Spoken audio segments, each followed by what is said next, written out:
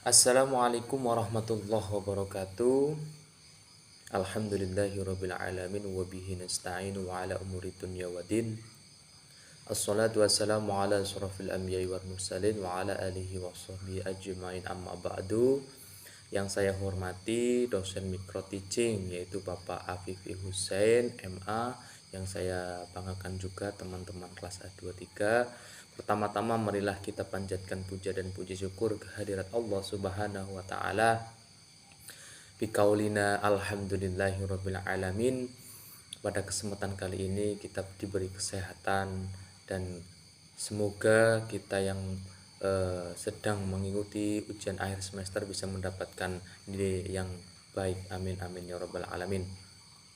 Salawat serta salam kepada junjungan kita Nabi Agung Nabi Muhammad SAW. Beliaulah Nabi yang telah membawa zaman jahiliyah sampai dengan zaman Islamiyah. Semoga kita semua tergolong umat yang diberi syafaat oleh beliau. Amin Allahumma amin. Untuk kesempatan kali ini saya Muhammad Ibnu Khairon kelas A23 akan memberikan beberapa mempresentasikan apa yang telah diberikan, materi yang diberikan oleh dosen.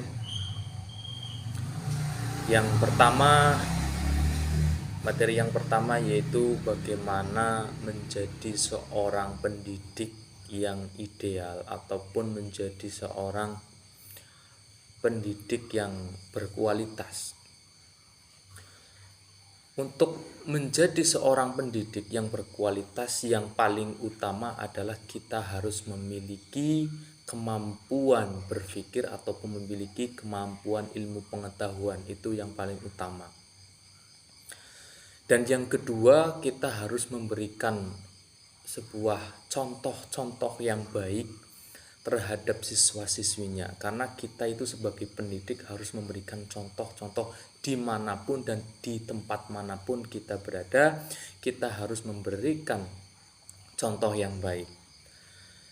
Dan sebagai pendidik itu kita harus memiliki rasa tanggung jawab terhadap semua peserta didik, walaupun ada peserta didik itu bukan tergolong kelas kita yang saya ajar ataupun bagaimana, walaupun kelas lain ataupun di SD lain, kita sebagai pendidik harus tetap berjiwa pendidik, karena semuanya adalah kita.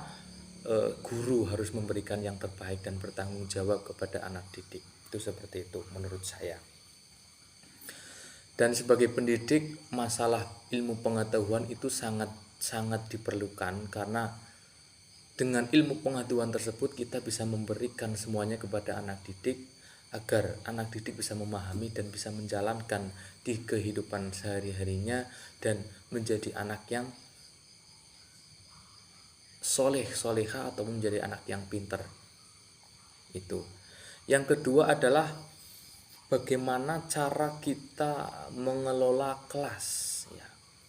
Bagaimana cara kita memberikan sebuah kelas yang baik, memberikan sebuah kelas yang dinikmati oleh anak-anak. Itu yang pertama adalah cara kita, ya, pembawaan kita dalam mengajar. Bagaimana kita harus memberikan sebuah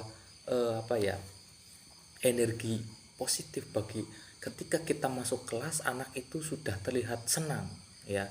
Jadi bagaimana kita menjadi guru itu terlihat tidak ada ekspresi kalau kita akan menekan dengan materi tersebut. Jadi bagaimana kita memberikan materi tersebut harus mencintai materi tersebut dengan cara pembawaan pendidik yang baik, dengan cara pembawaan pendidik yang efektif, yaitu akan memberikan dampak tersebut.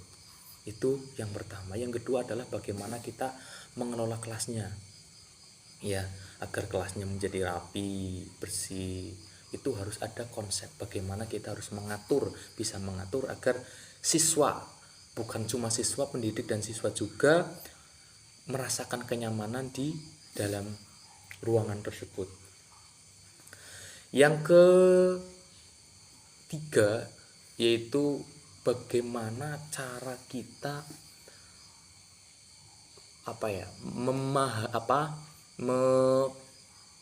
menemukan anak-anak yang benar-benar malas ataupun anak-anak yang nakal.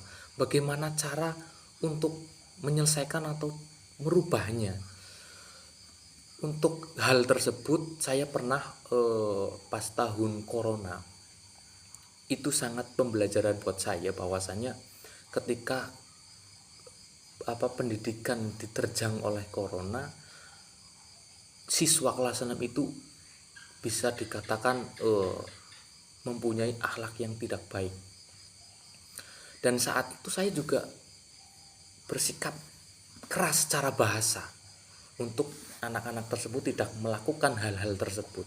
Tapi dengan cara-cara seperti itu tidak terjadi, tidak bisa. Jadi yang terjadi malah menambah kebengalan mereka. Tapi setelah saya sadari, saya pelajari bagaimana cara memberikan sebuah support atau semangat untuk anak tersebut, yaitu secara pendekatan. Dan saya sudah melakukan tersebut, bahwa kita melakukan pendekatan kepada anak tersebut. Saya pernah pendekatan tersebut sampai menanyakan hal-hal yang sudah dilakukan di rumah.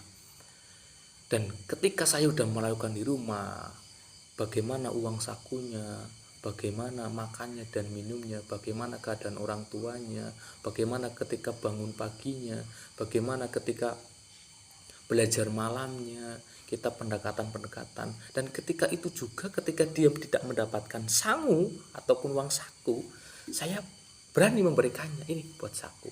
Dan itu yang telah merubahnya, yang dulunya sangat bengal, apalagi ya dalam artian bengal itu membantah perintah, itu pasti membantah. Dan saat itu juga ketika sudah saya lakukan, secara berjalannya waktu saya perhatikan, ketika saya menyuruh pun langsung dia kerjakan. Itu untuk merubah sikap-sikap yang dulu juga pernah terjadi.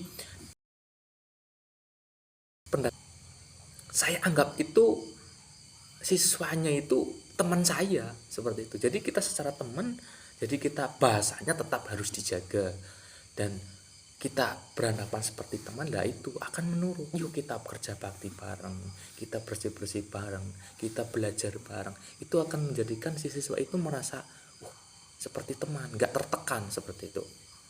Itu menurut saya seperti itu. Yang selanjutnya yaitu bagaimana dengan kondisi pendidikan di Indonesia, apakah sudah ideal ataupun sudah memberikan siswa-siswinya itu menjadi anak yang berkualitas. Menurut saya pendidikan itu sama ya. Menurut saya sendiri pendidikan itu sama. Toh bagaimana cara di dalam pendidikannya itu dan cara siswanya untuk belajar. Jadi harus saling support ya. Harus saling support antara di pendidikan itu sama anaknya. Contohnya ya ketika saya juga belajar di pondok pesantren, dimanapun pesantren itu semuanya baik, tinggal kita bagaimana cara mencari ilmunya. Ketika kita malas-malesan, tidak semangat belajar, walaupun itu di tempat yang bagus, ya mungkin hasilnya tidak maksimal, seperti itu. Toh juga ya ada sih beberapa sekolah yang mungkin mempunyai aturan-aturan yang bisa membuat anak tersebut bisa semangat belajar. Itu juga ada.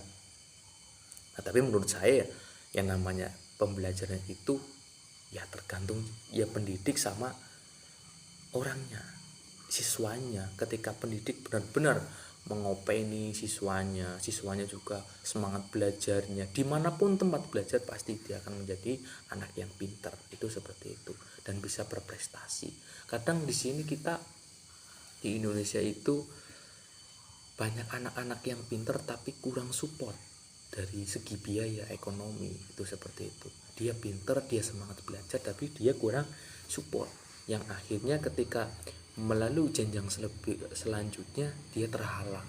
Itu seperti itu.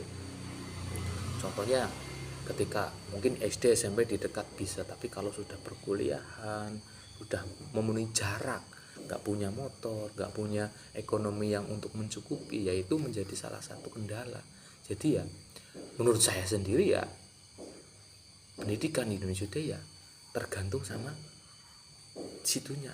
Kalau pendidikannya udah baik, sudah baik secara kurikulum, tinggal setiap tahunnya kan kurikulum renovasi diperbaiki, dievaluasi untuk memperbaikinya, seperti itu.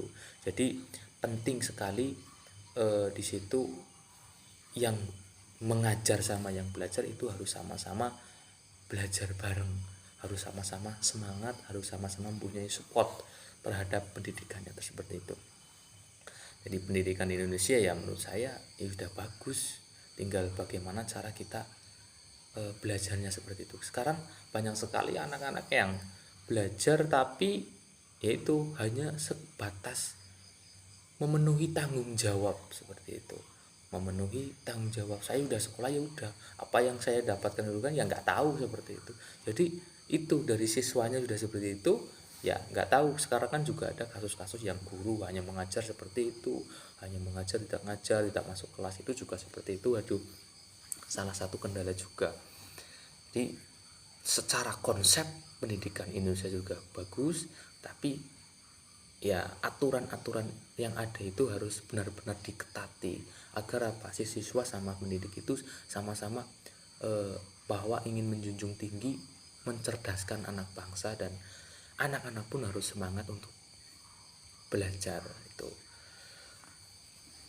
Dan yang selanjutnya ya Dayu, ucapan terima kasih apabila selama belajar dengan Pak dosen banyak mempunyai kesalahan, saya mohon maaf yang sebesar-besarnya. Cukup sekian dari saya, mohon maaf masih banyak tutur kata yang salah, mohon dimaafkan, mohon bimbingannya juga. Dari saya Muhammad Ibnu Khairon dari kelas A23, ucapkan terima kasih. Wabillahi taufiq wal hidayah. Wassalamualaikum warahmatullahi wabarakatuh.